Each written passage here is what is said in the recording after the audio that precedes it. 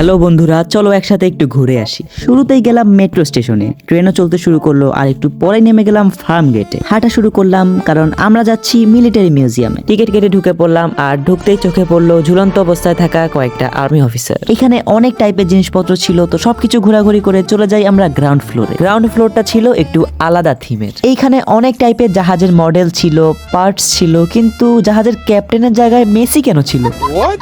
তো এই একই ফ্লোরে হেলিকপ্টার, ফাইটার জেট আর এত এত জিনিস ছিল যা একটা ভিডিওতে দেখানো ইম্পসিবল। তো এরপর চলে যাই এক ফ্লোর নিচে, যেটা ছিল একটা একুরিয়াম থিমের। এইখানে অনেক বেশি ভিড় ছিল, বাট জায়গাটা সুন্দর ছিল। এখানে একটা প্লেনের ককপিট টাইপের ছিল, যেটাতে নাকি ভিডিও করা নিষেধ, বাট আমি ভিডিও করতে করতেই ঢুকছিলাম। এরপর আমরা উপরের ফ্লোরে চলে যাই, যেখানে একটা শপ ছিল, আর শপটায় অনেক ইউনিক ইউনিক জিনিসপত্র ছিল। আর এই মিউজিয়ামটা এত বড় যে 2-3 ঘন্টায় ঘুরে শেষ করা যায় না। আমরা গিয়েছিলাম 4:30-এ, আর এটা বন্ধ হয় 7টার দিকে। আমরা 2.5 ঘন্টা হেঁটে ওটা শেষ করতে পারি নাই। লাস্টের দিকে অনেক কিছুই তাড়াহুড়া করে দেখতে হয়েছে। এই জিনিসটা ডিটেইলিং একবার দেখো, মানে কোনো অ্যাঙ্গেল থেকে বোঝা যাচ্ছে না যে ঘোড়াটা ফেক। এখানে অনেক টাইপের ড্রেস ছিল, যেগুলা মেবি পাইলট, ক্যাপ্টেন বা র্যাবদের। এই মিউজিয়ামের আরেক নাম এয়ারফোর্স মিউজিয়াম, আর সেই জন্যই এই ফ্লোরটা পুরোটা এরোপ্লেন দিয়ে ভরা ছিল। চলো একটু এডিটিং এর সাথে দেখি।